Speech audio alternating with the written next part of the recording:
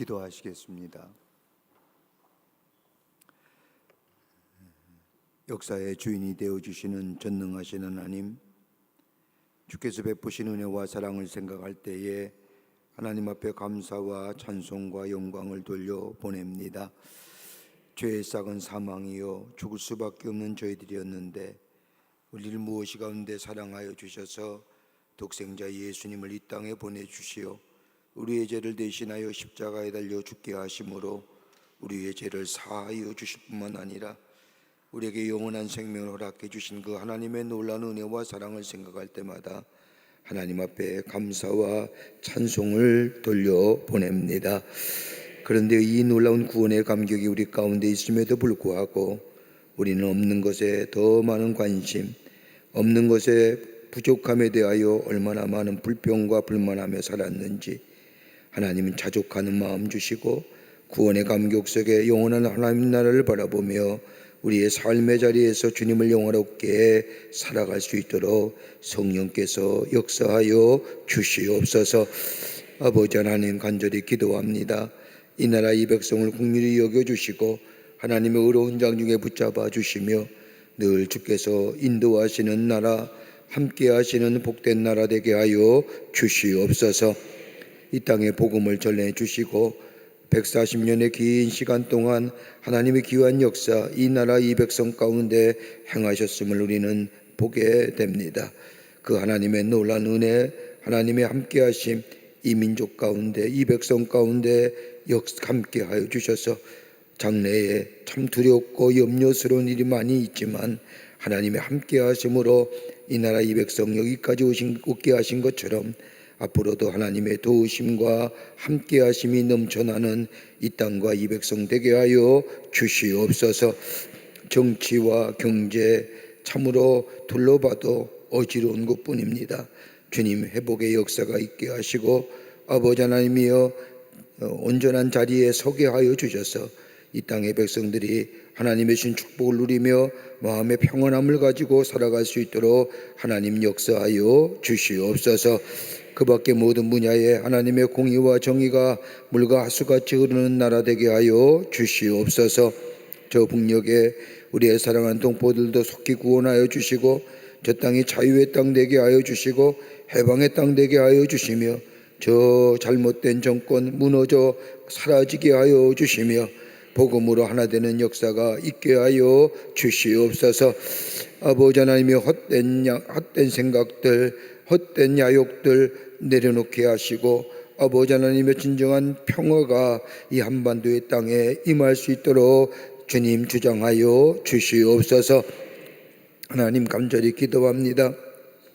교회들마다 부흥의 역사가 있기를 원하오니 하나님이여 한국 교회들마다 축복하여 주셔서 아버지 하나님이여 교회의 복음의 사명 감당하게 하시고 예수 그리스도를 널리 증거하는 한국 교회가 되게 하여 주시며 살아 생명력이 넘치는 교회들이 다 되게 하여 주시옵소서.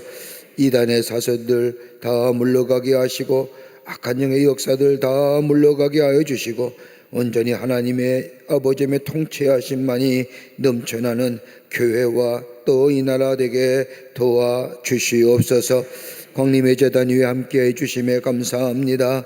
하나님의 거룩한 역사 온전히 감당하게 하여 주시며 이 땅에 나를 구원하시고 나를 새롭게 하시니 구원의 역사 널리 증거하여 이 땅의 구원의 역사를 이루어가는 광림의 제단이 되게 하여 주시옵소서.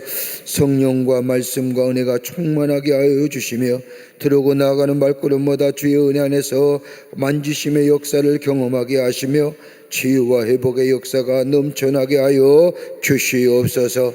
아버지 하나님이여 기관과 부서마다 부흥의 역사가 있게 하시며 속회와 선교회가 든든히 서가게 하여 주시며 아버지 하나님이여 우리 제단에 아버지 하나님이여 기도하며 계획하는 모든 일들이 하나님의 뜻 가운데 이루어지게 하여 주시사 안디옥 성전의 재건도 아름다운 열매로 맺어져 봉헌 예배드리며 저 무슬림 땅의 복음의 역사가 일어난 쓰임받는 제단으로 삼아 주시옵소서.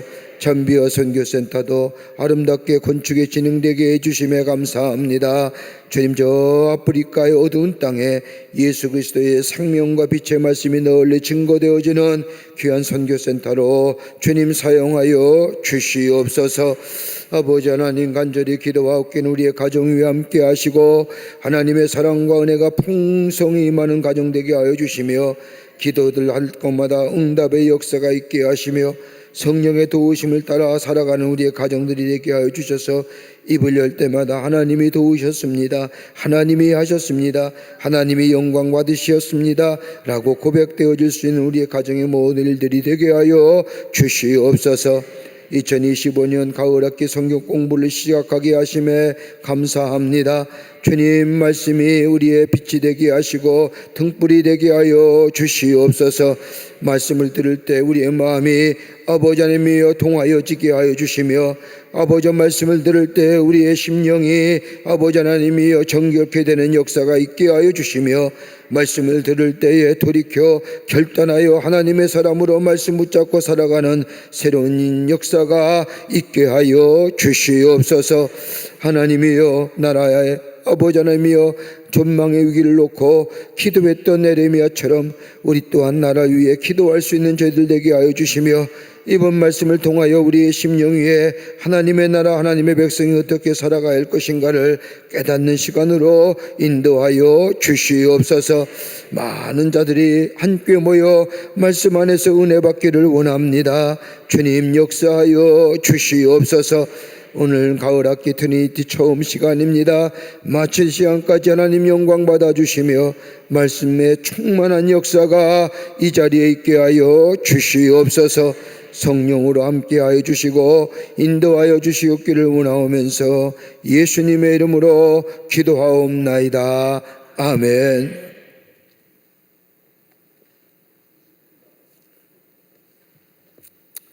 오늘이 트리니티 처음 가을학기 시간입니다. 등록하시어 공부에 참석한 모든 분들 충심으로 환영하고요.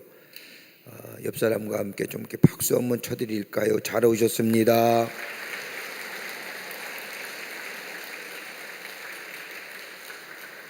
혼자 있으면 나 혼자 이렇게 치면 돼요. 옆에 있으면 이렇게 쳐주면 되고. 박수 받기 오랜만이잖아요.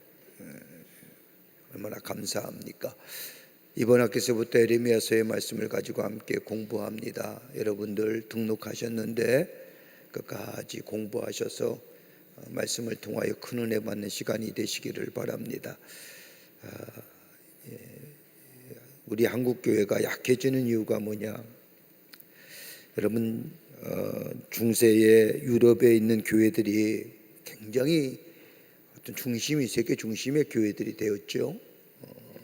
종교개혁도 일어나고 르네상스도 일어나고 그 가운데 다 교회가 중심이 되는 것인데 지금의 유럽 교회를 보면 약해져도 그렇게 약해질 수가 없는 겁니다.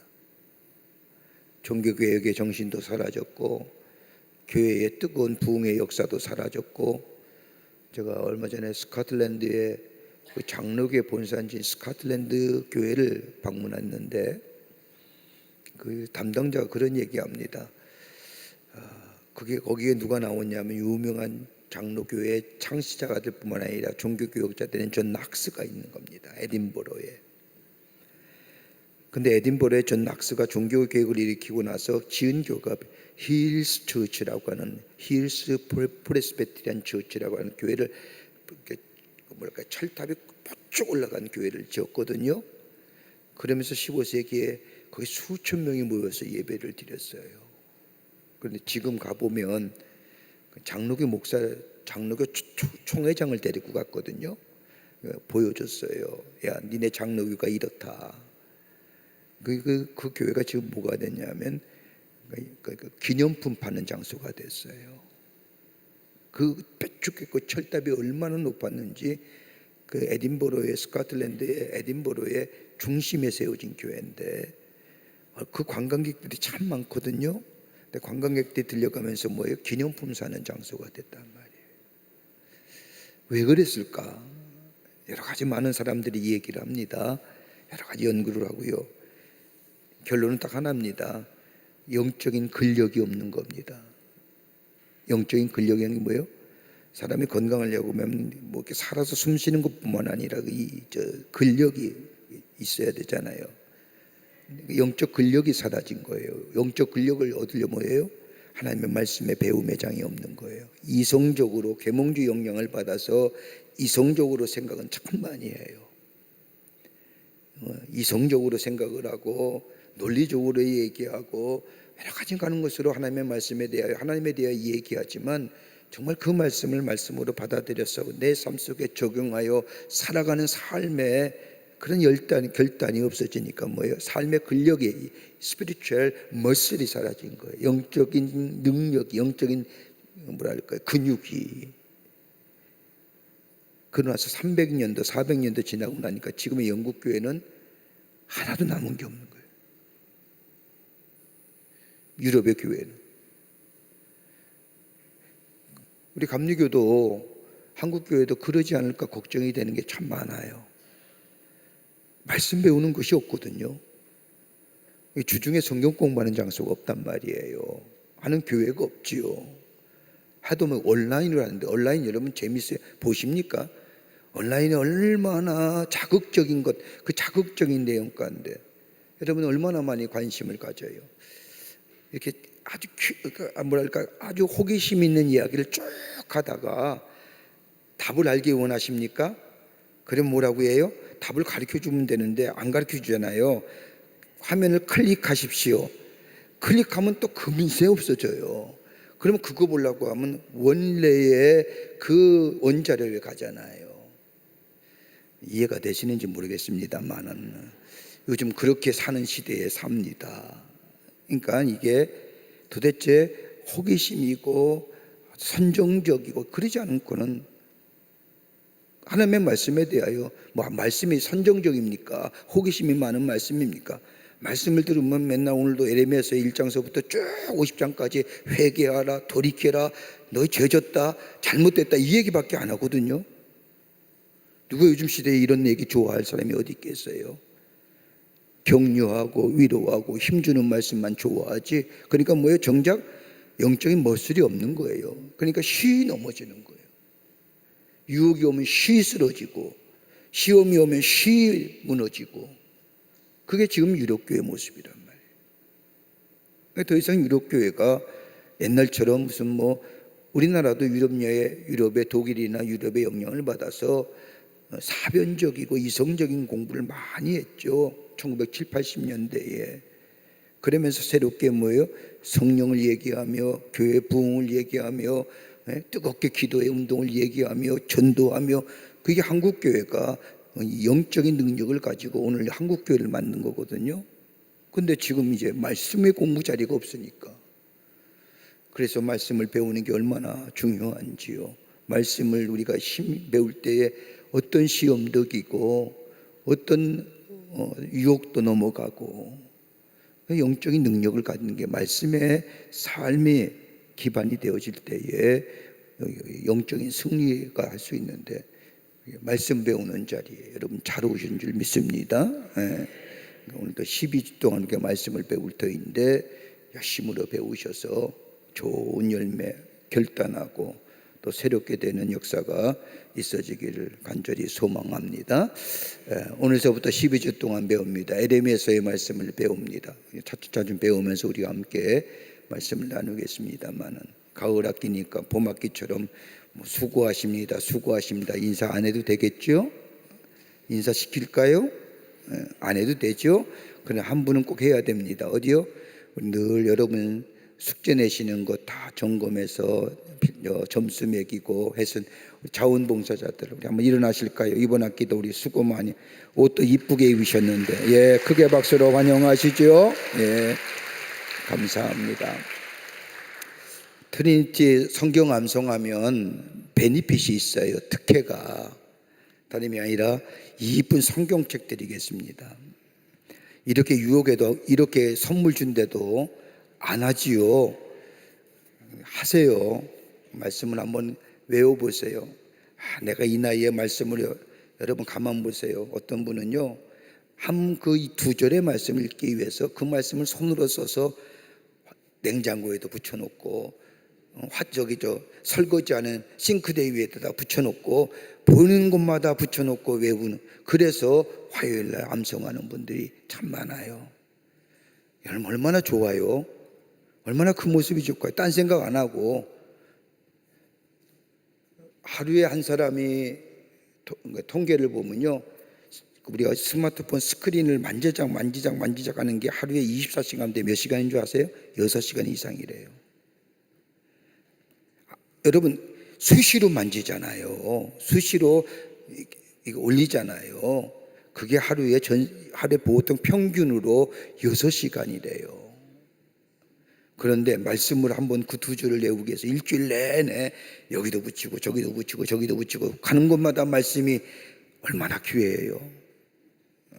그런 뜨거움이 있을 때에 외워지고, 그 외워진 말씀은 평생 잊지 않을 겁니다. 그런 분들에게 이쁜 거 선물 하나 드립니다. 여러분을 이렇게 유혹해도 안 하실 것 같은데 웬만하면 하시면 좋겠습니다. 그래서 이것보다 더 하나 더, 성경 암송할 때 사진 찍어 이렇게 액자까지 만들어 드립니다. 이래도 안 하실 겁니까? 그러면 다음 한 번 더 선물 하나, 물 하나 더 이 정도만 합시다. 성경 암송 꼭 하셔서 하나님의 말씀을 우리 내 마음에, 내 삶에 양약으로 삼는 기회가 되시기를 바랍니다. 자, 오늘서부터 우리가 12주 동안 공부할 터인데 현장 수업 통신 안 됩니다. 피치 못할 일 있을 때 통신하는 거예요. 할 수만 있다면 재단에 나와서, 교회 안에 와서 말씀을 읽고, 여러분 얼마나 좋아요. 하나님의 재단에서 말씀을 소리내어 읽는다는 거 얼마나 기회요. 언제 여러분 말씀을 소리내어 읽을 수 있습니까? 아니잖아요. 이럴 때 우리가 같이 말씀 읽으면서 소리내어 읽는 시간 되시기를 바랍니다. 저 광고는 내가 모르는 광고인데 여러 전이 나오고 있습니다. 여성교회 청년합회 강좌가 성경 골든벨, 안과 건강 강좌 등등 쭉 나와 있는데 여러분 많이 참석하셔서 도움이 되시는 기회가 되시기를 바랍니다. 할렐루야. 성경 말씀 펴겠습니다. 에레미야서 1장과 2장의 말씀입니다. 제가 한 절 읽고 여러분이 한 절 읽고 함께 교독하겠습니다. 에레미야서 1장 1절부터 2장 끝절 말씀까지 제가 한 절 읽고 여러분이 한 절 읽고 교독합니다. 저 남교회와 또 북교회와 동탄의 성전과 그리고 피치 못할 일로 영상에 참여하신 분들, 우리 에레미야서 2장 1장서부터 2장 끝절 말씀까지 37절 말씀까지 제가 한 절 읽고 여러분이 한 절 읽고 교독합니다. 베냐민 땅 아나돗의 제사장들 중 hil기야의 아들 에레미야의 말이라.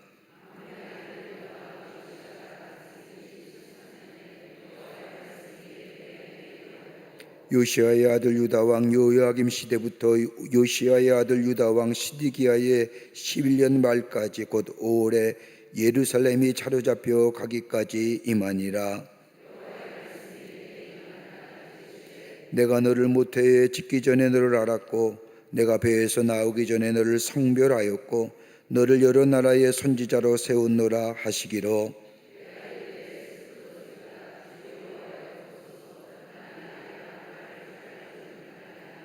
여호와께서 내게 이르시되 너는 아이라 말하지 말고 내가 너를 누구에게 보내든지 너는 가며 내가 내게 무엇을 명령하든지 너는 말할지니라.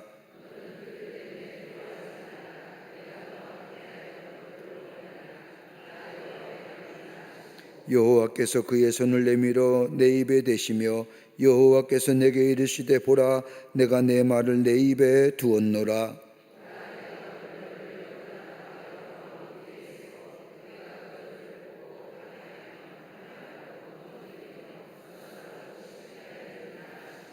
여호와의 말씀이 또 내게 임하니라. 이르시되 에레미야야 내게 무엇을 보느냐 하시매 내가 대답하되 내가 살구나무 가지를 보나이다.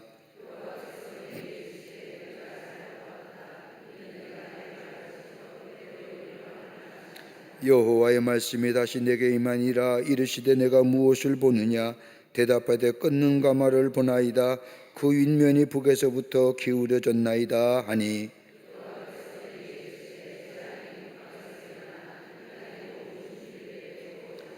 내가 북방 왕국들의 모든 족속들을 부를 것인즉 그들이 와서 예루살렘 성문 어귀에 각기 자리를 정하고 그 사방 모든 성벽과 유다 모든 성읍들을 치리라. 여호와의 말이니라.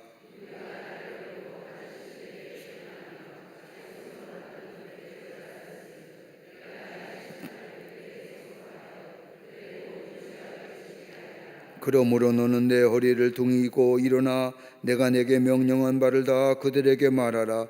그들 때문에 두려워하지 말라. 내가 그들 앞에서 두려움을 당하지 않게 하리라.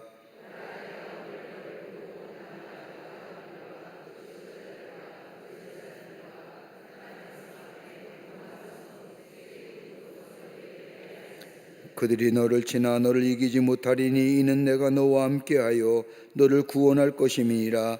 여호와의 말이니라. 가서 예루살렘의 귀에 외칠지니라. 여호와께서 이와 같이 말씀하시기를 내가 너를 위하여 내 청년의 때의 인애와 내 신혼의 때의 사랑을 기억하노니 겉이 뿌리지 못하는 땅 그 광야에서 나를 따랐음이니라.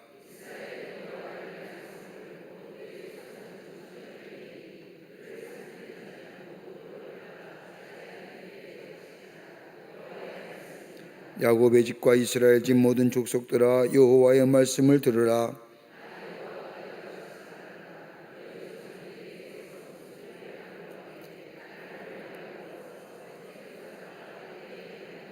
그들이 우리를 애굽 땅에서 인도하여 내시고 광야고 사막과 구덩이 땅 건조하고 사망의 그늘진 땅 사람이 그곳으로 다니지 아니하고 그곳에 사람이 거주하지 아니한 땅을 우리가 통과하게 하시던 여호와께서 어디 계시냐고 말하지 아니하였도다.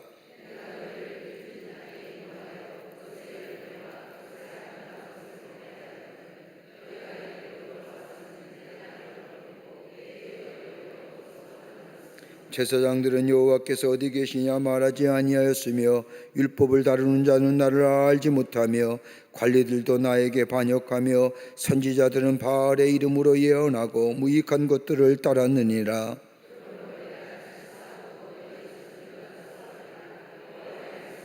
너희는 기띔 섬들에게 건너가 보며 게달에게도 사람을 보내 이 같은 일이 있었는지를 자세히 살펴보라.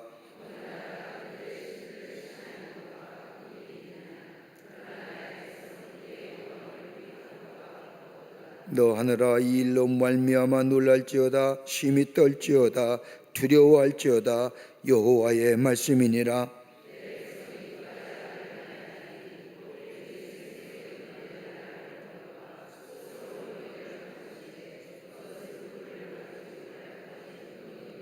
이스라엘이 종이냐 시종이냐 어찌하여 포로가 되었느냐.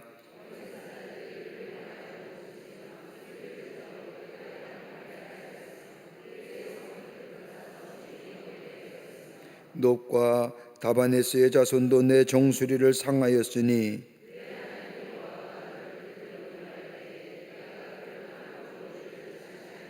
내가 사유울의 물을 마시려고 애굽으로 가는 길에 있음은 어찌 됨이며 또 내가 그 강물을 마시려고 아수르로 가는 길에 있음은 어찌 됨이냐.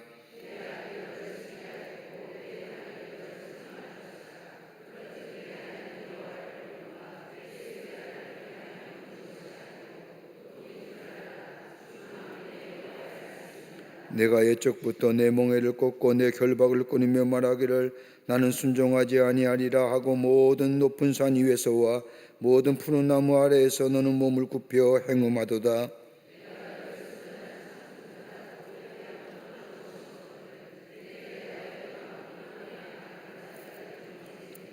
주 여호와의 말씀이니라. 내가 잿물로 스스로 씻으며 내가 많은 비누를 쓸지라도 내 죄악이 내 앞에 그대로 있으리니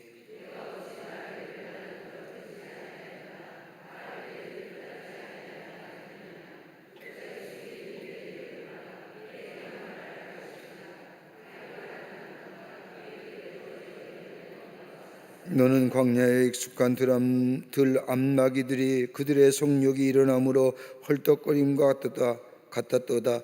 그 발전기에 누가 그것을 막으리요? 그것을 찾는 것들이 수고하지 아니하고 그 발전기에 만나리라.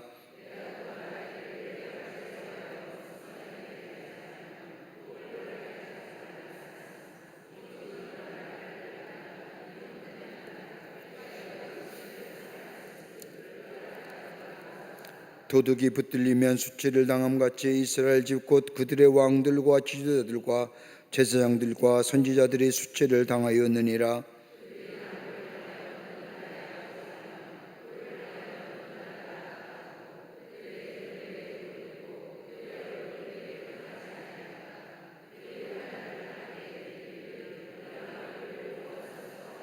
너를 위하여 내게 만든 내 신들이 어디 있느냐? 그들이 내가 환난을 당할 때에 구원할 수 있으면 일어날 것이니라. 유다여, 너의 신들이 너의 성읍수와 같도다.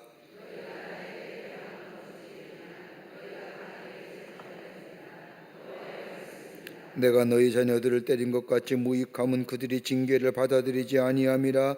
너희가 칼이 사나운 사자같이 너희 선지자들을 삼켰느니라.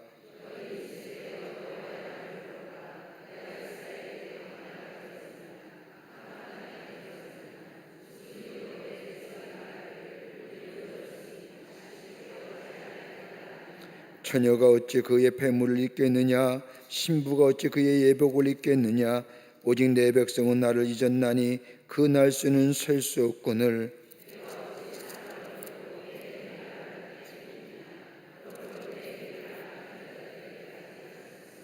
또 내 옷단에는 죄 없는 가난한 자를 죽인 피가 묻었나니 그들이 담구멍을 뚫었기 때문이 아니라 오직 이 모든 일 때문이라.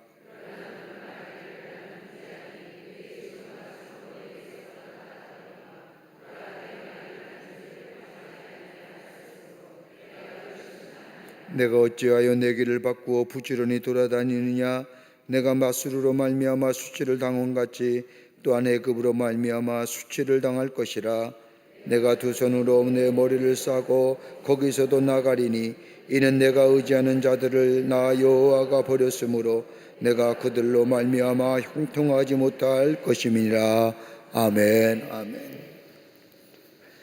오늘 우리가 에레미야의 첫 번째 시간이니까 우리 서론을 좀 함께 잠깐 나누고 본문의 말씀을 함께 나누도록 하겠습니다.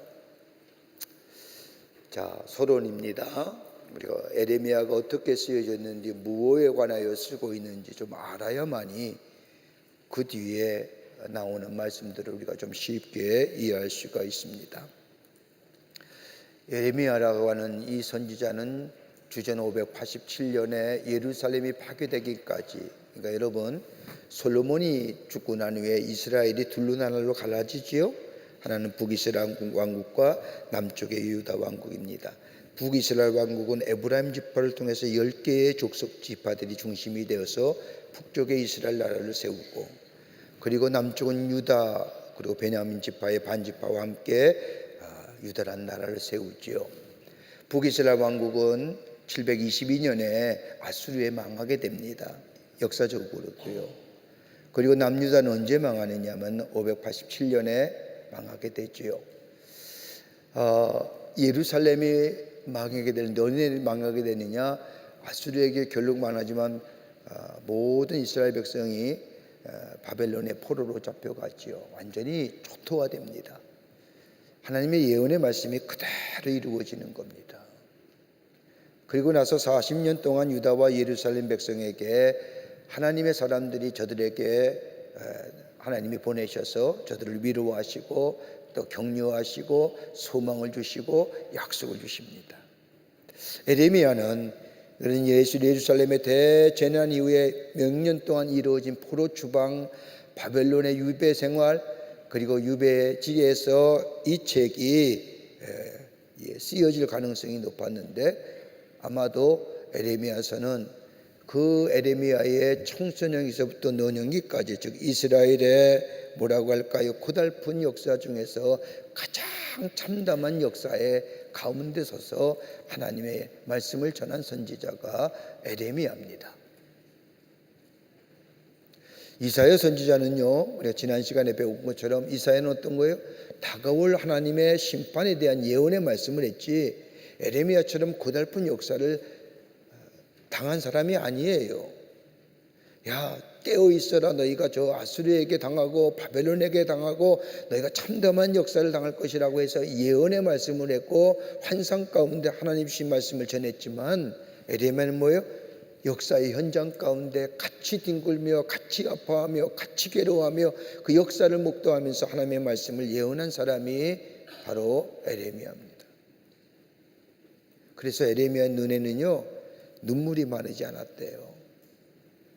그래서 눈물이 마르지 않아서 하도 울어가지고 뭐예요? 눈이 퉁퉁 부어서 눈에 뭐랄까 이게 붙어 다닐 정도로 그렇게 나라를 위해서 백성을 위해서 아파하며 예언의 말씀을 전한 사람이 바로 우리 에레미야 선지자입니다.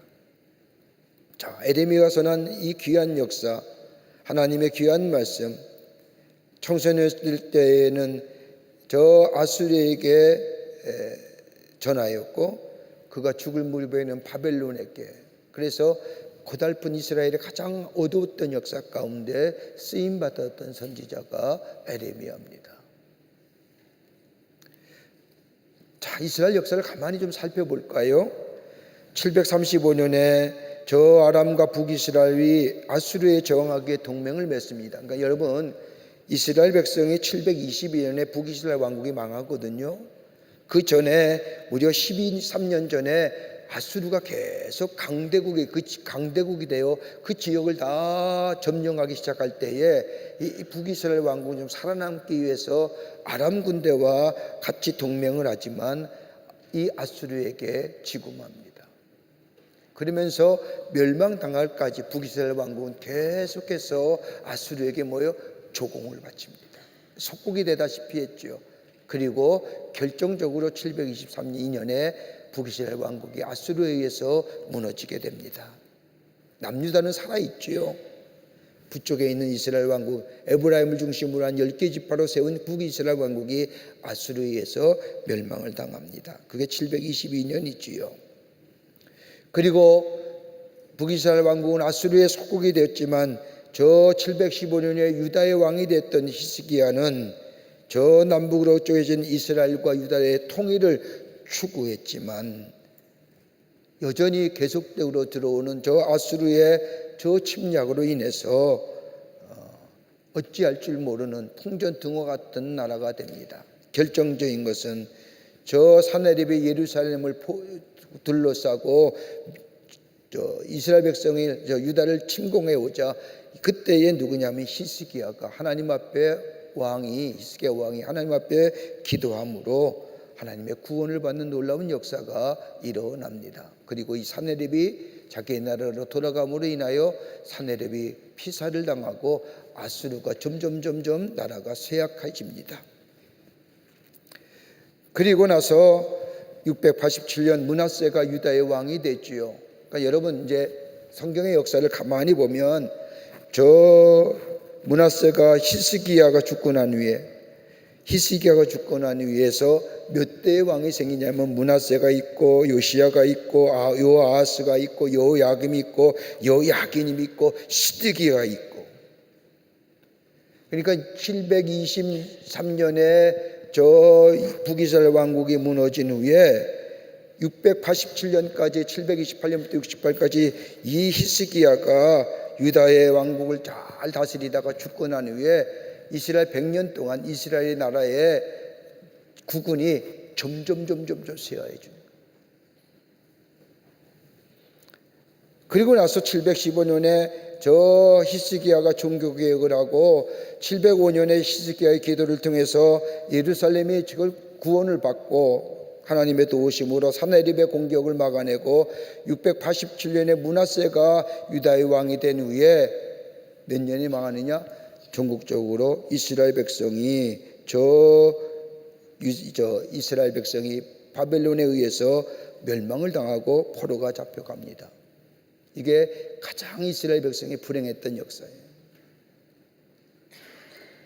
여러분, 이스라엘 망한 후에 유다의 나라가 망하기까지 100년 안에 5명의 임금이 되었는데, 므낫세가 50년을 다시, 가장 악한 왕이었던 므낫세가 50년을 유다를 통치하고 나머지 4개 왕이 이 50년을 통치한 동안 이스라엘은 다 망합니다.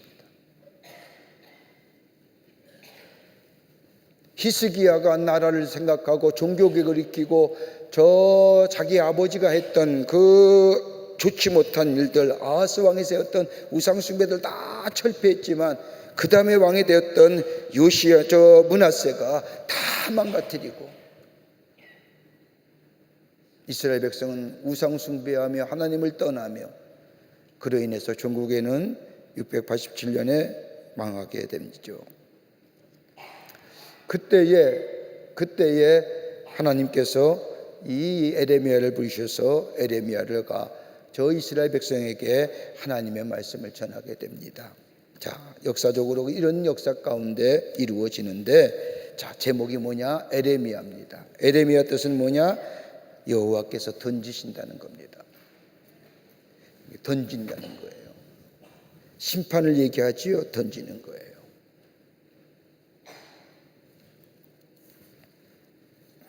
심판의 말씀이 주로 이루어지지요. 에레미야서의 말씀은. 저자는 누구냐? 에레미야입니다. 에레미야라고 하는 것을 확실하게 보여주고 있는 건데, 다름이 아니라 에레미야 선지자가 곳곳에서 에레미야의 말씀을 통하여 에레미야가 썼다는 것의 정황이, 역사적 정황들이 속속히 나옴을 보게 됩니다. 그 가운데 에레미야는 구약의 다른 선지자들과 다르게 독특한 모습을 보여주는데, 그는 남다른 애국심의 사람입니다.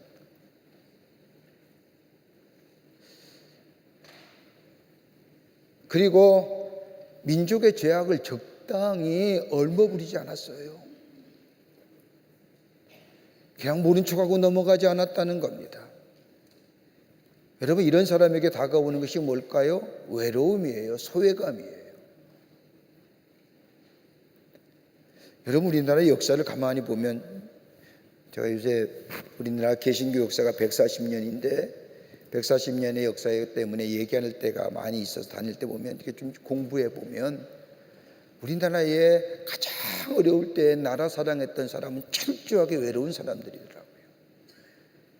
철저하게 외로운 사람. 에레미야 봐요. 나라 사랑하는 마음이 얼마나 많았는지. 그러기에 민족의 죄악을 얼버무리지 않았어요. 직설적으로 얘기했어요. 정직한 자요, 정직한 자일 뿐만 아니라 하나님의 말씀을 전하는 자기에 그 죄악이 만연한 사람에게, 만연한 세상에 뭐예요? 소외당하잖아요. 외로운 자들이었어요. 소외된 자였어요. 그럼에도 불구하고 그 민족의 죄악 앞에, 그리고 민족의 죄악을 향하여 하나님에 대한 심판 앞에 이 예레미야는 주저하지 않고 이스라엘 백성에게 죄를 돌이켜야 된다, 회개해야 된다, 강력하게 외쳤던 것을 보게 됩니다. 그의 깊은 이런 감대함은 다름이 아니라 그에게 깊은 고뇌와 고통의 연단을 거쳤기에 가능한 겁니다. 그리고 하나님 앞에 자신의 감정을 가감없이 솔직하게 표현했던 것을 보게 됩니다. 그러니까 에레미야가 얼마나 나라 사랑했는지요. 여러분, 구약 성서에 나타나는 수많은 선지자들, 수많은 예언자들의 공통점이 뭐예요? 나라 사랑이에요. 나라의 죄악 앞에, 민족의 죄악 앞에, 하나님 앞에 통렬히 회개할 뿐만 아니라 그 죄악의 모습을 그대로 전하는 거예요. 그리고 민족과 백성을 위해 기도했던 자들. 그러니까 뭐예요? 기독교는요, 나라를 위한 기도하는 종교예요. 개인의 생사옥과 개인의 영화를 위해서 기도하는 게 아니라 나라 위해서 기도하는 거예요. 그리고 기독교가 구국의 종교란 말이에요. 우리가 흔히 얘기하잖아요. 자주 제가 얘기하는 것처럼, 말씀드린 것처럼, 가장 어려웠던 시대에 그리스도의 복음이 이 땅에 왔잖아요. 그게 140년 전이에요. 여러분, 1885년에 1884년에 갑신정면, 1882년에 이 나라의 이모군란, 역사의 격변기 앞에 민족의 종교였던 불교나 민족의 사상이었던 유교는 아무런 얘기 못해요. 그 어떤 얘기도 안 해요. 잘했느니 잘못되었느니 얘기 안 해요. 그런데 뭐예요? 그 당시에 기독교가 들어왔을 때에 이 땅의 백성들에게 뭘 가르쳐요? 하나님 나라의 사상을 얘기하잖아요. 자유, 평등, 평화, 합하여 함께 나아가자고 하는, 한 번도 들어보지 못한 이야기거든요. 어떻게 남자와 여자가 같아요? 그 당시만 해도 같을 수가 없죠. 율법문화 속에는요. 그런데 복음을 전해준 선교사는 남자와 여자가 다 하나님 앞에 똑같은 창조된 자요, 존귀한 자요, 소중한 자요, 구별되지 말아야 되는 자요, 평등을 얘기해요. 그리고 뭐예요? 평화를 얘기해요. 사람의 인권을 얘기해요. 한 번도 들어보지 못한 이야기들이에요. 그 얘기를 들은 이 땅의 족 백성들이 놀랍잖아요. 그러면서 학교가 세워지면서 학교 속에서 하나님 나라의 사상을 얘기하고 하나님의 나라의 평화를 얘기하고 샬롬을 얘기하고 함께 동등하게 살아갈 얘기를 야가하고 인류를 얘기하고 그 얘기를 한 번도 들어보지 못한 이 땅의 백성들이 교육기관을 통하여 그 얘기를 듣게 될 때 뭐예요?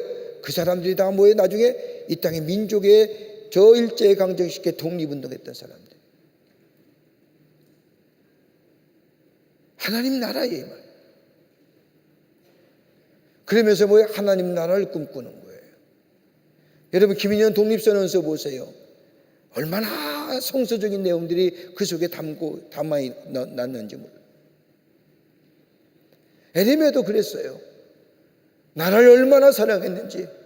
나중에 여기에 말씀을 보면 이스라엘 백성을 향하여 출애굽의 사건을 얘기하면서 너희가 떠났지 하나님은 결코 너희를 버리지 않았다. 너희의 첫사랑이 어디 갔느냐. 끊임없이 이스라엘 백성에게 하나님에 대한 말씀을 전하며 하나님께로 돌아오게 하며 너희가 이제라도 돌이키기만 하면 하나님이 너희의 죄를 사해 주시고 너희를 구원해 주신다고 하는 사실이에요. 끊임없이. 그런데도 뭐요? 그 말씀에 이런 방구하지 않았던 이스라엘 백성은 종국에 뭐요?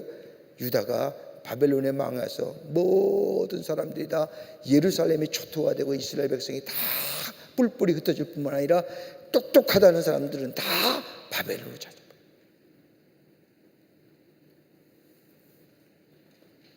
이런 담대함이 어디서 나왔느냐? 깊은 고뇌예요. 연단이에요. 깊은 고뇌, 하나님과의 깊은 기도의 자리, 그리고 연단과 그 시험을 이겼을 때에 그는 영적인 거인이 될 수 있는. 언제 기록했느냐? 아마도 요시야 13년으로부터 예루살렘 함락 때까지. 여러분 유다가 587년에 망했는데 유다성이 함락할 때까지 요시야 13년에 약 627년의 부르심을 받아서 587년이 저 유다가 망할 때까지 약 그 기간 동안 하나님의 말씀을 전했던 선지자가 바로 우리 에레미야서입니다. 기록 목적이 뭐냐?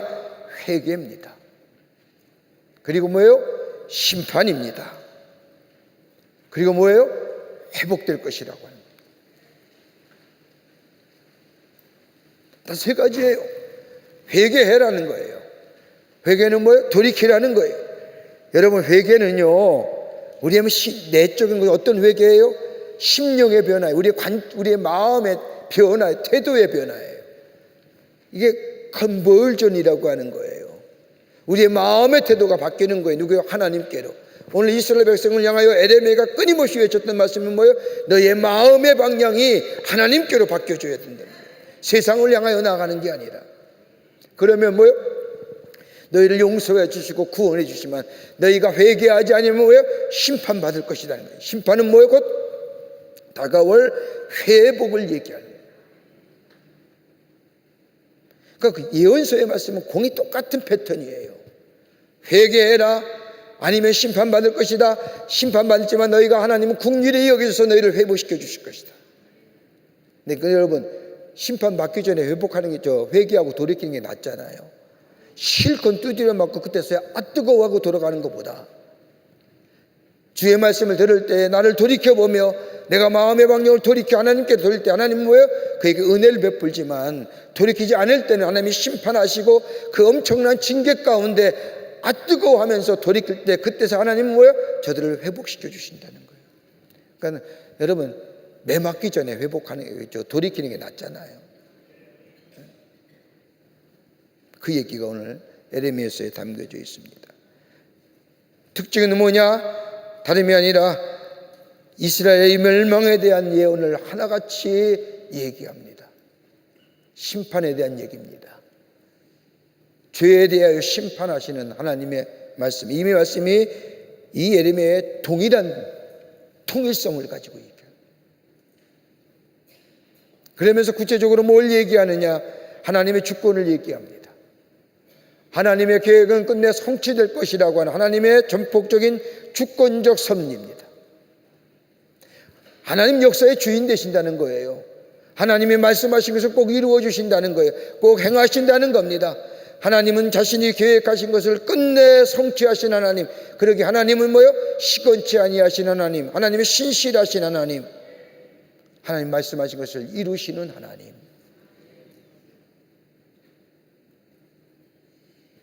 더 나아가 뭐예요? 죄에 대해 얘기하는 겁니다. 여러분 이스라엘 백성의 심판의 원인이 예레미야서에 나오는 건 단 한 가지입니다. 우상의 숭배예요. 우상 숭배. 여러분 이스라엘 백성이 저 예레미야가 예언할 때 우상이 어떤 거냐? 여러분 남신이 어떤 거예요? 바알이에요. 여신이 어디? 아세라예요. 그뿐 아니라 별을 섬기는 사람도 있고 말을 섬기는 사람도 있고 신이 얼마나 많았는지. 저 우상 숭배예요. 여러분 므낫세가 50년을 다스리면서 이 성경에 저 가장 유다 중에서 가장 사악한 왕이 누구였냐? 므낫세였어요. 므낫세가 50년을 이스라엘 다스리면서 얼마나 이스라엘 백성에게 악할 행했는지, 그뿐 아니라 곳곳에 하나님의 성산에 하나님의 거룩한 땅에 얼마나 많은 우상들을 섬겼는지 가장 많이 우상이 성했던 데가 므낫세예요. 그 우상의 여파들이 지속적으로 100년까지 유다가 587년에 망하기까지 저 627년에 첫 번째 종교개혁을 일으켰던 저 히스기야가 죽은 후에 100년 동안 이스라엘 백성이 5명이 다스리는데 그 가운데 50년을 다스렸던 므낫세가 얼마나 많은 우상을 들여와서 섬겼는지 그 뒤에 오는 임금은 자연스럽게 우상 숭배를 할 수밖에 없게 만들었던 이 므낫세. 이 에레미야는 그 이스라엘 백성을 향하여 우상 숭배의 무익함, 잘못됨을 지적하게 됩니다. 그러면서 뭐가요? 우상 숭배는 세 가지의 잘못된 것을 준다는 겁니다. 하나는 거짓 평안, 거짓 선지자, 거짓 제사를.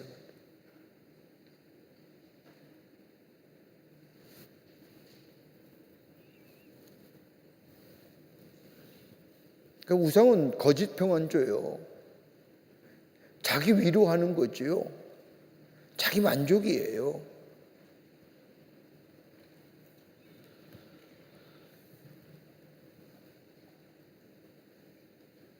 이런 것에 있어서 하나님은 에레미야를 통해서 말씀하는 건데 심판이 있을 것이다. 여러분 우리가 참 타락, 총체적 위기, 총체적 위기라고 얘기하는데 여러분 가장 총체적 위기의 마지막이 어디예요? 종교의 타락이에요. 종교가 타락하면 총체 위기예요. 여러분 경제는 살릴 수 있어요? 여러분 무슨 정치인은 할 수 있어요?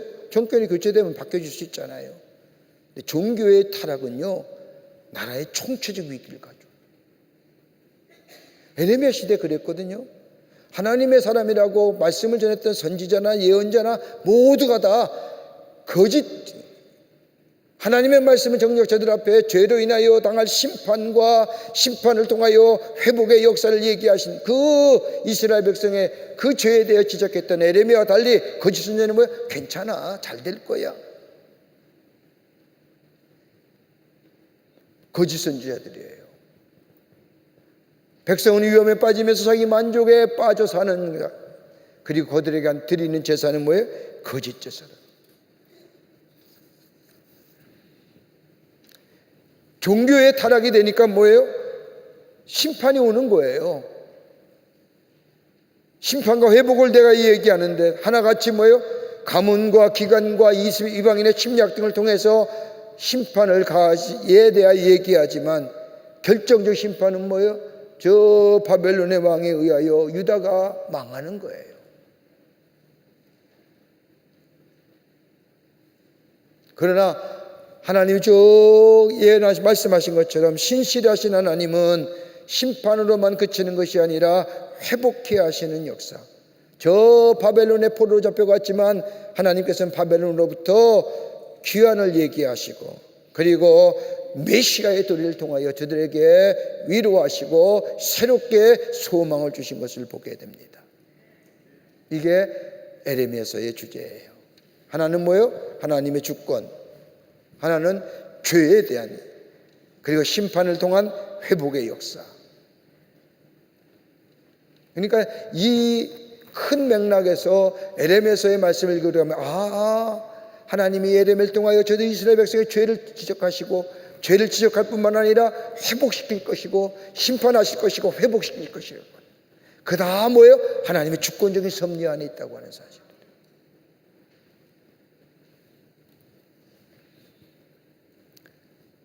어떻게 보면 에레미야와 예수님과 참 유사한 점이 많으세요. 예수 그리스도의 모형이 아니라도 에레미야의 삶의 모습과 예수님의 삶의 모습을 가만히 보면 예수님도 고독하셨거든요. 에레미야를 눈물의 예언자, 고독의 선지자라고 불리는 에레미야, 성경 말씀에 보면 아나도의 제사장 hil기의 아들로 태어나 제사장의 가문에 태어났지만 제사장의 직분을 감당하지 아니하고 예언의 말씀, 예언자의 삶을 살았던 이 에레미야의 삶을 가만히 보면요, 예수님의 삶과 너무너무 비슷해요. 예수님 당시도 신앙이 형식화됐잖아요. 그래서 뭐래요? 예수님이 저 바리새인과 사두개를 향해서 회칠한 무덤 같다고 얘기하는 거예요. 에레미야도 마찬가지였어요. 종교 지도자였던 선지자들과 제사장들 향하여 너희가 참 우상 숭배하면 너희의 제사가 거짓 제사고 너희가 거짓 선지자라고. 이스라엘만 전하는 말씀이 아니라 온 세상을 향하여 말씀을 전했고 자연세계를 비추어 비유를 통하여 하나님의 예언의 말씀을 전했고 하나님께서 받은 소명을 스스로 자각했을 뿐만 아니라 성전 예배의 상업성을 비난했고 정치적으로 반역죄를 인하여 고소를 당했고 시련과 투옥을 받아 핍박을 받아 투옥을 당했고 성전 파괴를 예언했고 예루살렘을 내서 울었고 당시의 종교 지도자들의 외식과 완악함을 강력히 비난했고 가족으로부터 소외당했고 소유한 성품의 소유자였고 이스라엘을 깊이 사랑했고 고독한 삶을 살았고 이스라엘 하나님과 특별한 친교를 누렸다.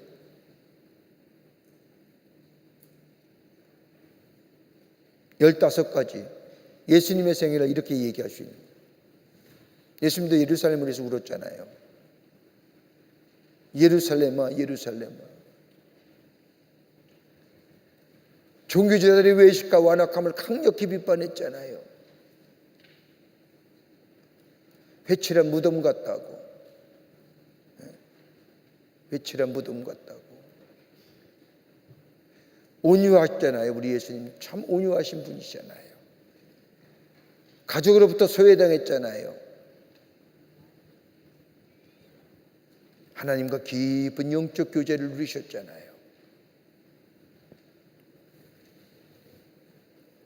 에레미야 모습 속에서 뭐예요? 우리 예수님을 발견하는, 요셉을 예수님의 모형이라고 얘기하고 하지만 에레미야는 예수님의 모형이 아니라 예수님과 유사한 삶을 살았던 하나님의 선지자라는 겁니다. 자, 이런 전제를 가지고 우리가 에레미야서 1장의 말씀을 함께 나누어 보도록 하겠습니다. 1장의 말씀을 들어오면 이 에레미야가 요시야가 훌륭한 통치로 평화를 구가할 때로부터 열강과들과의 전쟁과 종교적 타락으로 심한 고난을 받기에 유다의 멸망까지 에레미야 전체가 다 주제로 삼고 있습니다.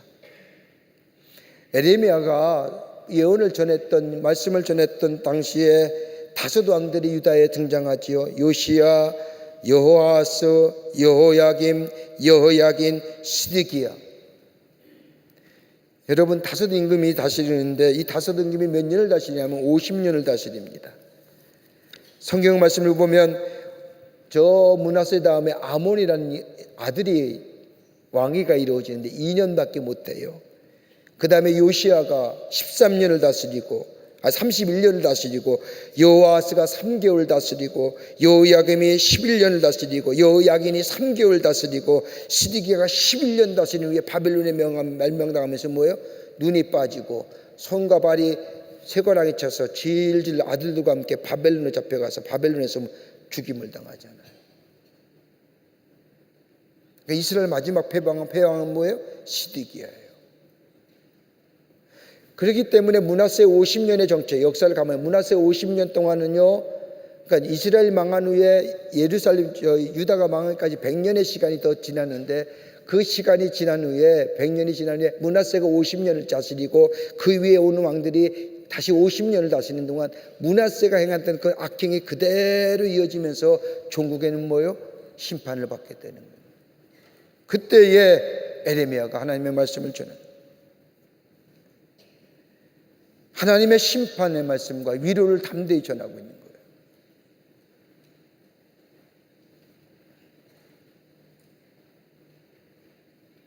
그래서 1장은 예루살렘의 멸망의 주제로 1장을 얘기하고, 2장은 뭐예요? 유다의 죄악에 대하여 얘기하는 거예요. 그래서 우리가 예레미야서의 말씀을 보면 끊임없이 반복적으로 유다의 죄악성에 대해서 얘기하는 거예요. 하나님의 심판에 대한 필연성을 얘기하는 거예요. 그러면서 뭐예요? 죄는 심판이다라고 하는 거예요.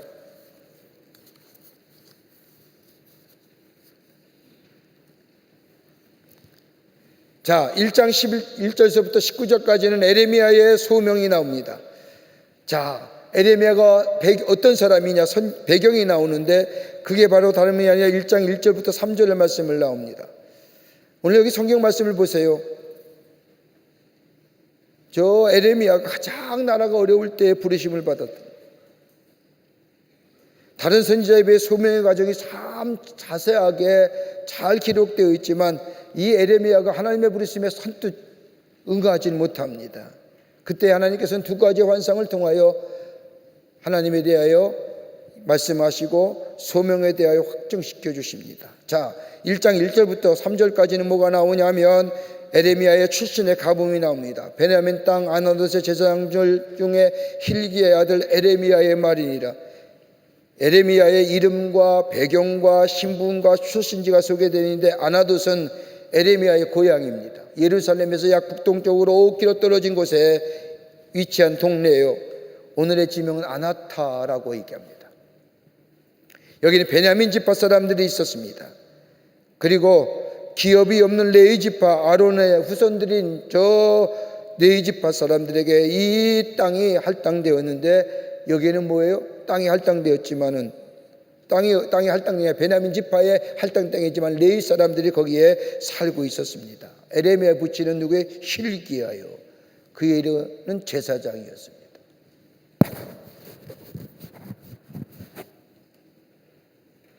여러분, 이스라엘과에서의 제사장이라는 것이 이렇게 뭐랄까요, 세습이 되죠. 쭉 이어져 내려오는데, 유독 에레미야는 아버지가 제사장임에도 불구하고 에레미야는 제사장의 직분을 받지 않았고 수행하지 않았습니다. 그 에레미야가 살았던 시대를 통치하는 왕들과 에레미야에 대한 소명이 나오는데, 암몬의 아들 요시야가 유다를 다스린 지 30년 에레미야에게 하나님의 말씀이 임하게 되고, 저 요시야의 아들 유다 왕 여호야김 시대부터 시드기야가 잡혀들까지 11년 말까지 하나님의 말씀이, 그리고 곧 5월에 예루살렘에 사로잡혀 거기까지 임할 때까지 하나님의 말씀을 전했던 자. 그러니까 이스라엘 역사의 가장 참담한 시기에 하나님의 말씀을 전하는 거예요. 여러분, 편안할 때 하나님 말씀 전하는 건 쉬워요. 근데 이것도 주제가 뭐예요? 에레미야가 전했을 때 나라 망한다는 거예요. 나라 망한다는 얘기할 때 얼마나 많은 사람들이 손가락질했겠어요. 야, 지금 이 나라가 왜 망해? 잘 살고 있는데. 굳이 우리가 얘기 안 해도 저 애굽이 있고 저 강대국인 저 히스기야의 공격이 호시탐탐 우리에게 다가오지만 우리 주변 뒤에는 애굽이 있고 우리에게 우리 나름대로의 삶이 있는데 뭘 망해?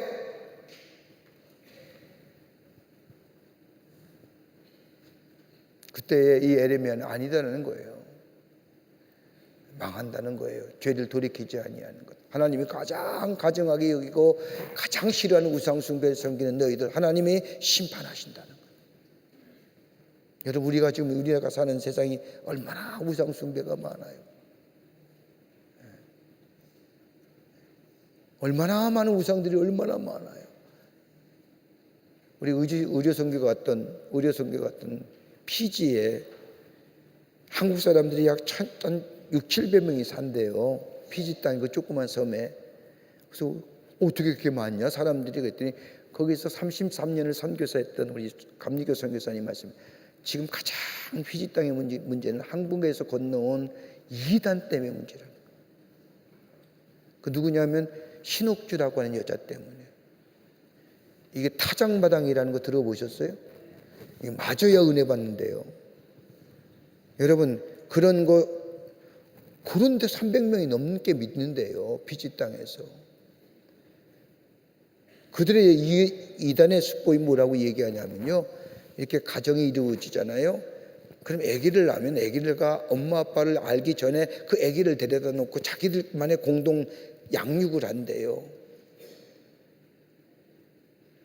이 말이 돼요? 내 새끼를 남에게 맡겨서 어려서부터 생이별을 하게 되고, 그들이 자라서 그 이단 종파의 중심이 돼서 또 그거 가지고 그 모인 사람들이 노동력을 제공해서 거기에 뭘 만들어요? 피지 땅에 뭐 휴게소를 만들고 농사를 짓고 집단 농사. 여러분, 분명히 이단에게 빠지면 망해요. 패가 망신당하는.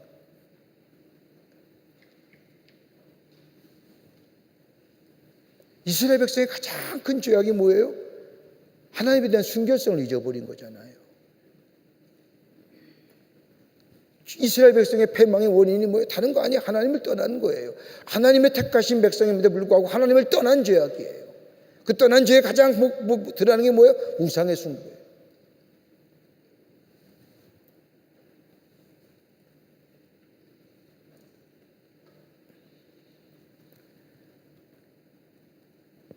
그때 하나님께서는 에레미야에게 하나님의 사람으로 격려하시잖아요. 하나님이 에레미야를 부르셨어요. 그리고 하나님의 말씀을 전하라고 얘기합니다. 에레미야가 뭐예요? 나는 어린아이라고 얘기하면서 거절하잖아요. 그때 하나님께서는 두 가지 환상을 보여주시면서 에레미야의 사역에 대해 얘기하십니다. 하나는 뭐예요? 여기 뭐라고 얘기하느냐? 여기서 4절의 말씀이면 여호와의 말씀이 에레미야에게 임하게 될 때에 내가 너를 모태에 짓기 전에 너를 알았고 내가 배에서 나기 전에 너를 성별하였고 너를 여러 나라의 선지자로 뭐했노라? 세웠노라. 그때 에레미야가 뭐라고 얘기해요? 슬프도소이다 주여 보소서 나는 아이라 말할 줄 알지 못하나이다. 그때 여호와께서 내게 이르시되 너는 아이라 말하지 말고 내가 너를 누구에게 보내든지 너는 가며 내가 내게 무엇을 명령하든지 너는 뭐할지이다? 말할지니라.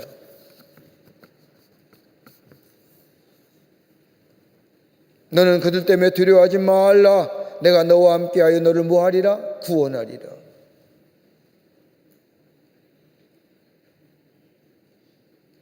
보라, 내가 내 말을 내 입에 주었노라.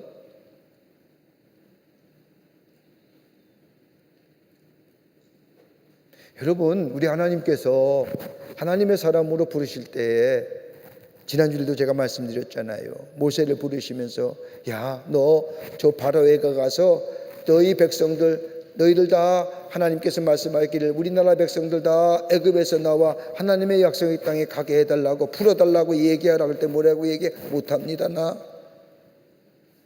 내가 어떤 사람입니까? 내가 저 40년 전에 저 애굽에서 뛰쳐나와 40년 동안 이 미디안 광야에서 우리 장인의 이드로의 양떼를 들고 아침에 나갔다가 저녁에 오고 그렇게 살았던 내가 무슨 꿈이 있고 무슨 비전이 있고 무슨 소망이 있고 무슨 힘이 있겠습니까? 난 못합니다.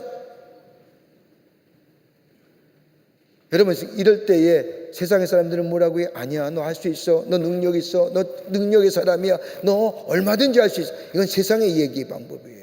그런데 하나님 뭐라고 얘기해? 아무 말도 안 해요. 딱 한마디 하시잖아요. 내가 너와 함께 하겠노라. 에레미야도 똑같아요. 하나님의 소명을 받을 때 에레미야가 뭐야? 난 아이예요. 난 정말 못해요. 내가 어떻게 그의 말씀을 전해요? 어떻게 이 나라에 심판하고 이 나라에 멸망당하는 얘기, 저 바벨론에 멸망당하는 얘기를 내가 어떻게 합니까? 난 할 수 없습니다. 그때 하나님 뭐라고 얘기해요? 내가 널 세웠어. 넌 내가 얘기하는 것만 얘기하면 돼. 그리고 내가 너를 구원해 줄 거야. 구원하는 게 뭐예요? 영혼의 구원이 아니에요. 구원이란 단어는 전인적인 거예요. 내 삶을 도우시고 인도하시고 구렁텅이에서 일으켜 하시고 환난 날에 도움이, 나의 삶의 모든 것을 주관하시는 하나님께서 나를 뭐예요? 구원하여 주신다는 거예요. 그리고요, 너는 내 말만 하면 돼. 내 말을 내 입에 두었노라. 넌 똑똑해, 넌 말 잘해, 넌 능력 있어, 할 수 있어, 너무 충분해, 넌 나름보다 뛰어나, 이런 얘기 안 하신 거 아니에요. 설상 훌륭하더라도 하나님 절대 그 얘기 안 하시잖아요.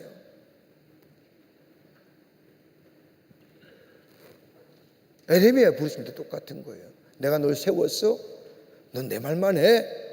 내가 내 입에 내 말을 두었어.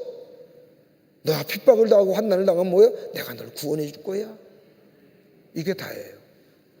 여러분, 이것보다 강력한 말씀이 어디 있을까요? 우리가 주의 일을 하거나 어떤 일을 할 때 이제 우리 하나님께서 우리에게 기도하며 들려주시는 말씀, 내가 널 세웠어. 내가 널 구원해 줄 거야. 넌 내 말만 해. 여러분, 하나님의 사람들은요, 주의 일을 할 때에 하나님이 그의 삶을 지키시고 인도하시고 보호하여 주신 줄 믿습니다. 역사에 나타난 이유. 그러기에 하나님과 에레미야의 만남은요, 다운 것이 아니에요. 하나님의 전적인 주권이에요. 에레미야는 안 하려고 하지요. 하나님의 주권적인 부름이에요. 그뿐 아니라 에레미야가 사명은 자신이 선택한 것이 아니라 하나님의 주권에 의해서 계획되었다는 사실에 하나님 뭐라고 해요? 내가 너를 알았어. 내가 너를 뭐예요? 구별하였어. 내가 너를 뭐예요? 세웠어.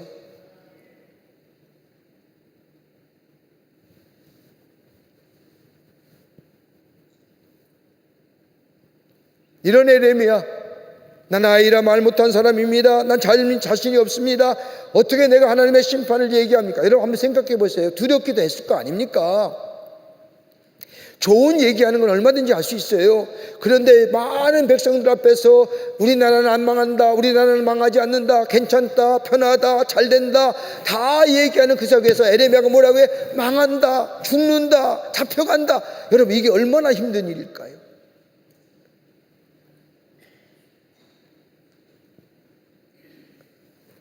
그럴 때 뭐예요? 하나님이 이 에레미야에게 하신 말씀 다른 거 아니에요? 넌 내 말만 해. 내 말을 내 입에 두었어. 그러면서 뭐예요? 두려워하지 말라는 거예요. 내가 너와 함께하여 너를 구원하리라고 얘기하는 거예요. 음성뿐만 아니라 시각적으로 보여줄 뿐만 아니라 보라, 내가 내 말을 내 입에 두었다고 얘기할 뿐만 아니라 이 소명의 구절은 마치 모세가 부르신 것과 똑같은 거예요. 여러분, 출애굽기 3장에 나오는 모세의 소명 보세요. 하나님이 부르셨잖아요. 못해요. 하나님이 약속하셨잖아요. 못해요.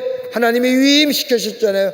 그제서야 비로소 순종하여 나가는 것처럼 하나님의 에레미야 선지자도 하나님이 부르실 때 못해요. 하나님이 함께 하실 거라고, 내가 내 입에 말을 두었다라고, 하나님이 함께 널 보호하고 구원할 거라 약속과 하나님 앞에 순종하며 나가요.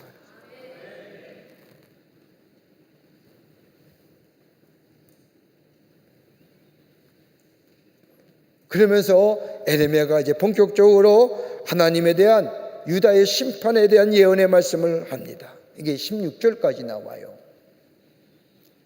에레미야가 본 환상은, 소명의 이야기는 두 가지가 많더라. 하나는 뭐냐? 살구나무 가지. 여기 16, 11절의 말씀을 보면 요 말씀이 에레미야에게 임하실 때, 야, 너 무엇 보느냐? 에레미야가 대답하되, 예, 살구나무 가지를 본답니다. 내가 잘 보았도다. 이는 내가 내 말을 지켜 그대로 이루려 함이니라. 여러분, 살구나무 가지를 볼다고 하는 무슨 의미냐? 하나님의 말씀이 봉우리에 꽃이 피듯이 속히 성취될 것이다 라고 하는 것을 에레미야에게 보내준 겁니다. 네가 전한 말은 쓸데없고 거짓이 아니라 말씀이 마치 저 살구나무 가지에 터져서 열매가 맺히는 것처럼 속히 내가 전한 말씀이 이루어질 것이다.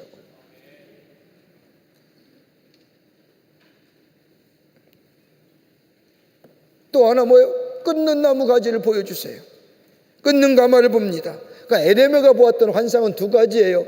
하나님의 말씀을 듣고 못한다고 회피할 때에 하나님께서 함께하겠다, 구원하겠다 얘기하실 뿐만 아니라 확실한 소명을 보여주는 게 뭐예요? 환상을 보여준다. 하나는 살구나무의 환상이요, 하나는 뭐예요?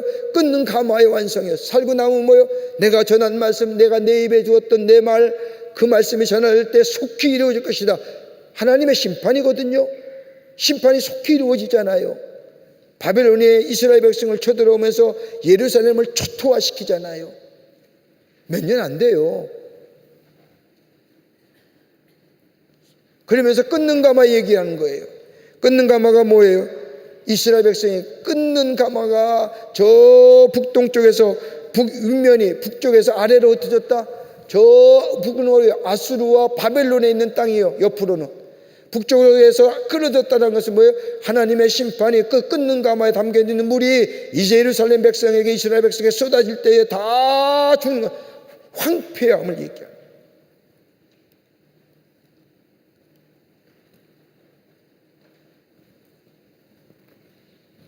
어떤 나라라고 정확히 말하지 않았지만은 바벨론에 의해서 그 재앙의 단 한 가지 이유에 뭐예요? 하나님과의 약속이 파괴돼요. 그 약속은 뭐예요? 커버넌트라고 얘기하잖아요. 너는 나의 백성이 되고 난 너의 하나님이 되겠다고 하는 거예요. 이 약속이 뭐예요? 파괴되니까 끊는 가마가 북쪽에서 뭐예요? 남쪽으로 이렇게 기울어지는 거 아니에요. 그 안에는 뜨거운 물이 있을 때 물이 막 심판을 일으켜요. 얼마나 무섭겠어요? 살구나무 가질 때는, 볼 때는 괜찮았을 거예요. 말씀이 봉우리가 뻥 터지면서 이쁜 꽃이 나오면서 열매가 그거 들 때 얼마나 좋아. 근데 끊는 가마가 보는 순간 뭐예요?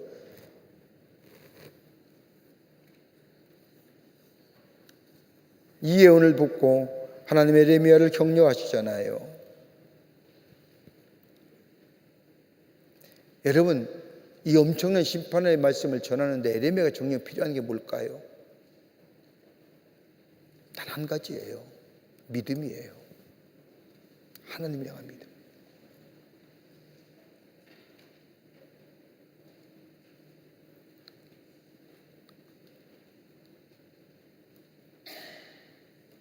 믿음이에요. 그러면서 하나님이 말씀하십니다.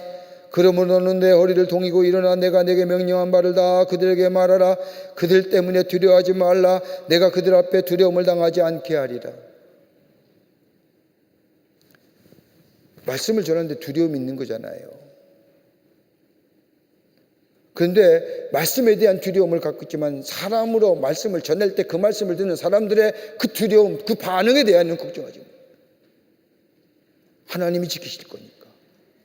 하나님의 전하는 말씀을 전하니까. 여러분 생각해 보세요. 너 망해. 심판 안 하면 저 끊는 가마가 쏟아지시다. 이 땅이 망해. 죽어. 돌이켜야 돼. 회개해야 돼. 그 말을 듣는 사람들이 그 에레미야 예언의 말씀에 예, 회개합니다. 돌이키겠습니다. 그런 사람이 있을까요? 미쳤지. 오히려 핍박할 거 아닙니까? 신약성서의 바울이 하나님의 말씀을 전할 때 얼마나 핍박을 당했어요. 그가 전한, 바울이 전한 자신의 고백을 말씀하면 자기는 매도 많이 맞았고 파손된 배에 죽을 뻔도 했고 여러 가지 고난과 고민을 돌로 맞기도 하고 고난과 고통을 쭉 열거한, 뭘 얘기할까요?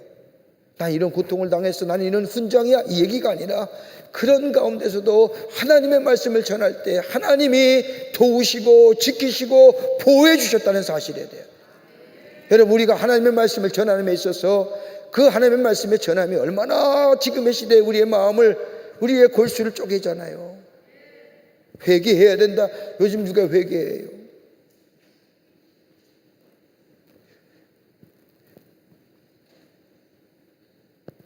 얼마 전에 세상을 돌아가신 맥도날드라고 하는 목사님이 계시는데, 미국의 복음주의, 복음을 가지고 얘기하는 사람이 아주 지적하는 게 하나 있습니다. 여러분, 교회가 미국의 성장을 중심으로 한 교회의 가장 큰 문제점이 뭐냐면 죄에 대한 얘기 안 한다는 거예요. 여러분, 교회에서 죄에 대한 얘기 안 하면 교회 아니에요. 회개 얘기 안 하면 교회가 아니라니까요. 잘 될 거야, 잘 될 거야. 여러분은 할 수 있어, 능력 있어, 하나님이 도우실 거야. 하나님을 마치 기계적인, 그게 아니거든요. 여러분, 회개해야 돌이킴이 있어야 우리가 정결함이 있고 깨끗함이 있지. 돌이킴도 없이 회개 없이 무슨 정결함이 우리 가운데 있어요? 정결함 가운데 드려지는 제사를 하나님이 기쁘게 받으시고 그 이후에 축복해 주시는 거지. 그러게 잘 된다고 하는 게 아니야. 교회 안에서 회개의 복음이 있게 전하지 않으냐면, 그리고 뭐예요? 죄에 대한 복음에 대한 얘기가 아니에요. 그리고 영생에 대한 복음이 전해지지 않으면 교회가 아니에요.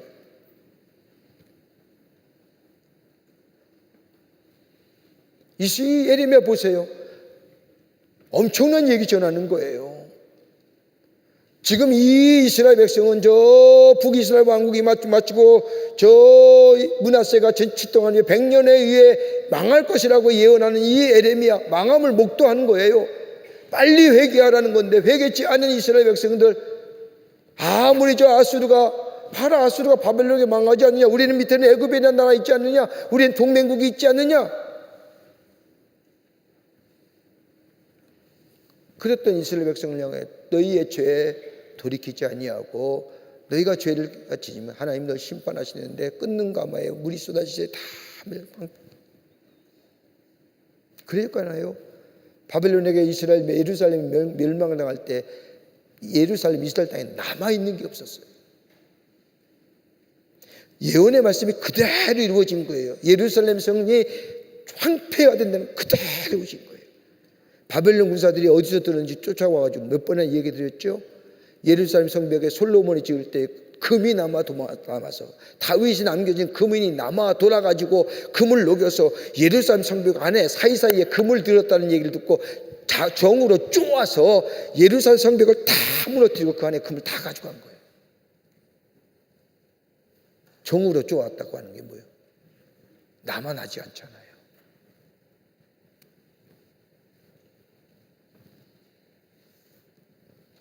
이렇게 전하는 예레미야에게 필요한 게 뭐예요? 하나님의 난 믿음이에요. 신실하신 하나님, 신실하신 하나님. 그러기에 뭐예요?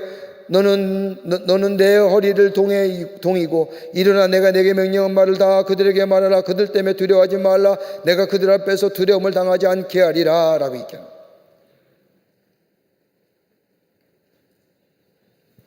그러면서 내가 오늘 너를 그 온 땅과 유다 왕들과 그 지도자들이 제사장들과 그 땅의 백성들 앞에 견고한 성읍 세계동 녹성벽이 되게 하게, 그들이 아무리 해도 내가 보호해 주리라. 그러면서 뭐예요? 하나님은 예레미야에게 뭘 말씀하세요? 저 난공불락 같은 유다의 백성들, 요새의 성읍, 요새 백성들, 네가 하나님 말씀을 줄 때 너희를 향하여 손가락질하고 너희를 향하여 비난하고 모욕하다 할지라도 내가 너를 지켜주리라. 저 난공불락의 요새처럼 견고하게 하시고 강하게 하시고 막아내게 하시고 함께 하시겠다고 약속합니다.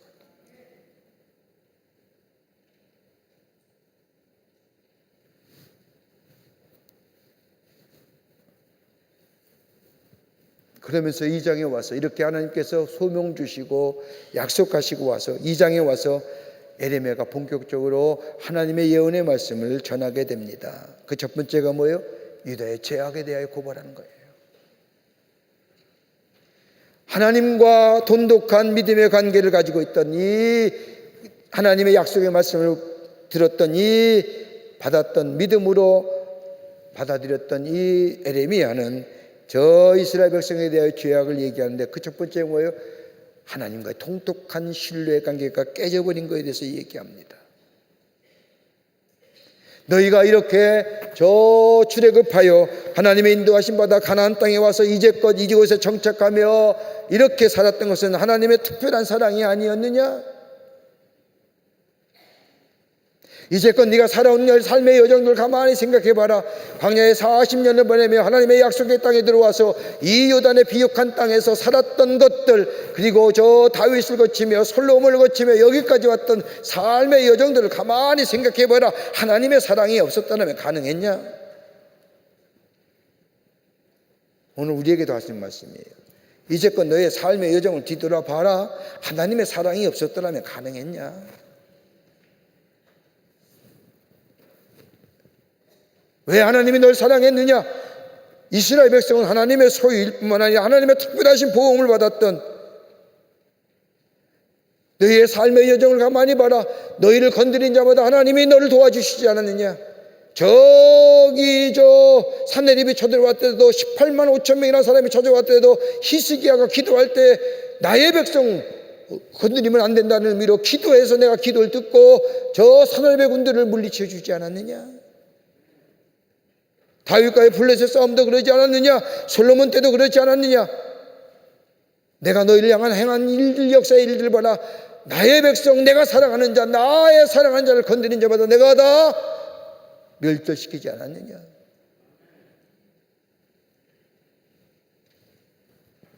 그런데 지금 내가 어떠냐?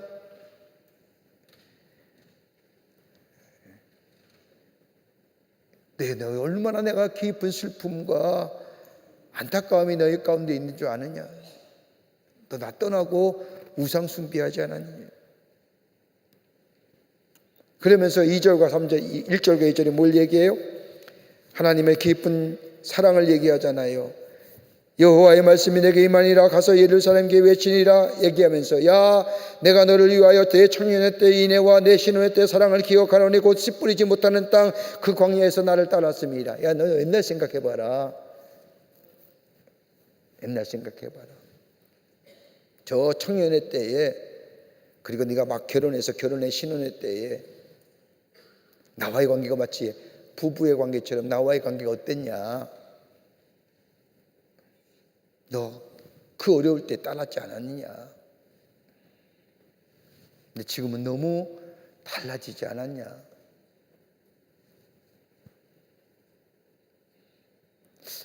달라졌죠? 처음 믿을 때와 지금 얼마나 달라지셨어? 처음 주님과 함께 만났을 때 그 청년의 때, 그 청년의 때라는 게 나이가 젊다는 청년의 때가 아니라 내가 막 주님을 만나고 주님과 함께 따랐던 그 젊을 때에 그 처음에 믿었던 그때의 신앙, 그리고 한참 기쁘고 즐거웠던 그 믿음의 시절, 지금과 비교하면 많이 변하지 않았냐? 그 얘기입니다.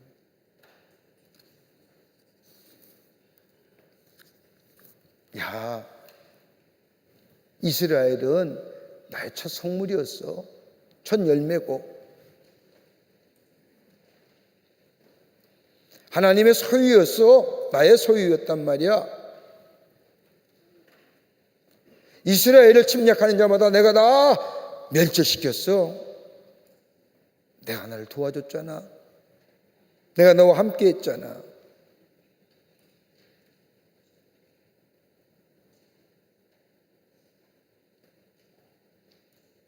그 은혜가 있잖아. 그 은혜가 있잖아라고 얘기하시는 거예요. 그런데 너희가 지금 어떠냐? 너희의 삶의 모습을 한번 뒤돌아봐라. 나 처음 만났을 때 내가 너와 함께 했고 내가 나를 따랐고 그리고 가나안을 거치고 그 예루살렘 약속의 땅인 가나안 땅에 들어와 함께 살았던 그 젊은 청년의 때에, 신혼의 때에, 그 처음에 나와 함께 맺었던 그 귀한 때에 얼마나 우리가 좋았냐.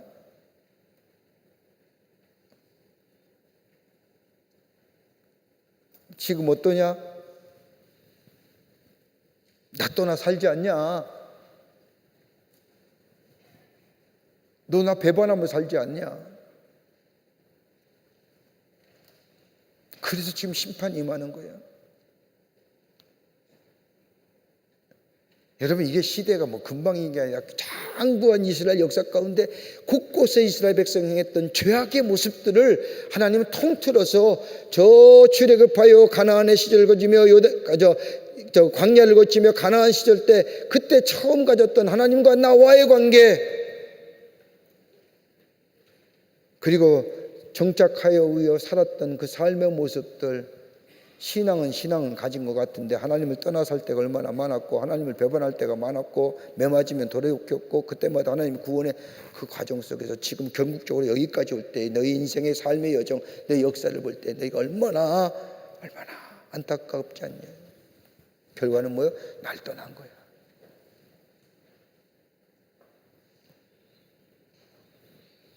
나의 소유임에도 날 떠난 거예요. 그러면서 뭐예요? 너희의 죄악이 어떤 건가 봐요. 너희 조상들과 지금 너희들 지도자들의 죄악이 어떤 건가. 쭉 4절부터 8절을 얘기합니다. 여호와의 말씀을 들으라. 너희 조상들이 나를 멀리하고 헛된 것을 따라 헛되이 행한 이유가 무엇인가. 그들은 애굽 땅으로부터 광야를 지내게 하신 하나님의 이야기를, 하나님 이야기 한 번도 안 한 거예요. 하나님의 이야기가 삶에서 사라진 거예요. 내 삶에 하나님의 이야기가, 하나님의 말씀이 내 삶에 없는 거예요. 입을 열 때마다 하나님이 날 지키시고 보호하시고 인도하신 그 은혜의 이야기가 내 입속에, 내 삶 속에 한 번도 나타나지 않는 거예요. 얘기가 안 되는 거예요. 그럼 뭐예요? 나는 내 힘으로 내가 스스로 살았다는 것을 얘기하는 거잖아요. 하나님의 은혜가 아니면 못 살았는데.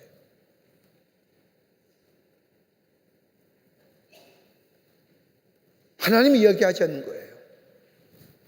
더 나아가 뭐예요? 풍요롭게 누리게 하셨구만. 그 땅을 더럽게. 하나님이 우리의 삶에 풍요로움을 주셨는데 우리의 삶 속에 그 풍요로움을 누리지 못하는 거예요. 정녕 누리지 못하는 거면 주신 이가 누군지 모르니까 누리지 못하는 거예요.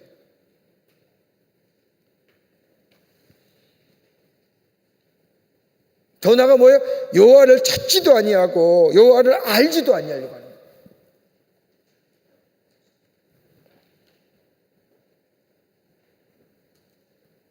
하나님을 찾지도 않고 하나님을 알지 않다가 뭐예요? 우상 섬기는 거예요. 그게 뭐예요? 배교행위예요. 그건 뭐예요? 전적으로 이렇게 심판하는 건 뭐 허물이에요. 이것은 곧 뭐예요? 하나님과 관계성의 단절이에요.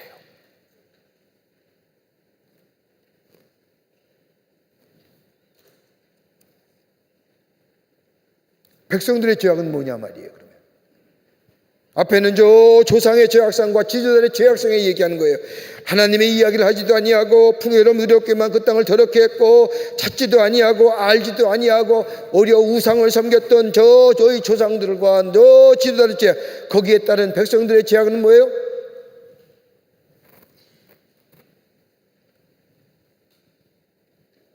신들일 신이 아닌 것과 바꾼 나라가 없을 뿐만 아니라 그들에 있어질 영광을 무익한 것으로 바꾼 거예요. 두 가지의 죄악이죠. 무익한 것으로 하나님 버린 것, 물이 가두지지도 못할 웅덩이, 터진 웅덩이에 물을 모은 것, 생명을 줄 수도 없는 것에 뭐예요? 마치 생명이 있는 것처럼 말이에요. 뭘 지적하는 거예요? 우상숭배 얘기하는 거예요.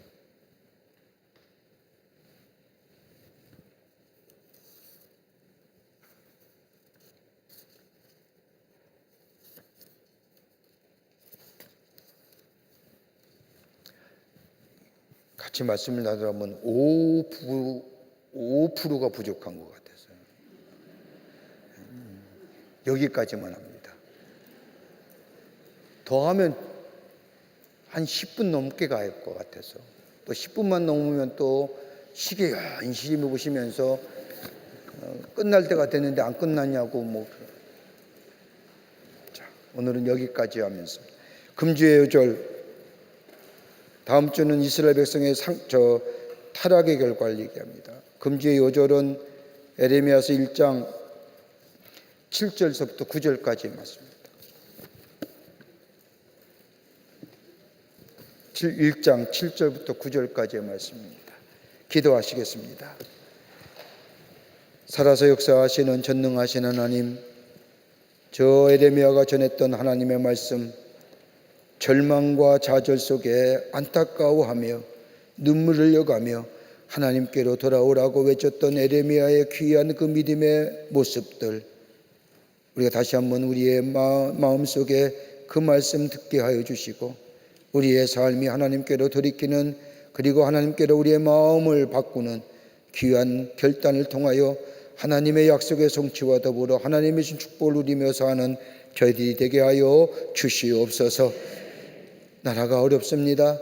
나라 위에서 기도할 수 있는 저희들 되게 하여 주시며, 나 하나만이라도 먼저 하나님 앞에 진실한 자로, 공의로운 자로, 정의로운 자로 세움받게 하여 주시사, 이 말씀을 안에서 우리의 삶으로 이 땅에 주의 말씀을 전하는 자들이 되게 하여 주시옵소서. 당신의 거룩한 백성들 축복해 주시고 걸음걸음마다 인도하여 주시옵소서. 감사드리오며 예수님의 이름으로 기도하옵나이다. 아멘. 하늘에 계신 우리 아버지여, 이름이 거룩히 여김을 받으시오며 나라의 마옵시며 뜻이 하늘에서 이루어진 것 같이 땅에서도 이루어지이다. 오늘날 우리에게 일용할 양식을 주옵시고 우리가 우리에게 죄 지은 자를 사하여 준 것 같이 우리의 죄를 사하여 주옵시고 우리를 시험에 들게 하지 마옵시며 다만 악에서 구하옵소서. 대개 나라와 권세와 영광의 아버지께 영원히 있사옵나이다. 아멘. 감사합니다. 안녕히 들어가십시오.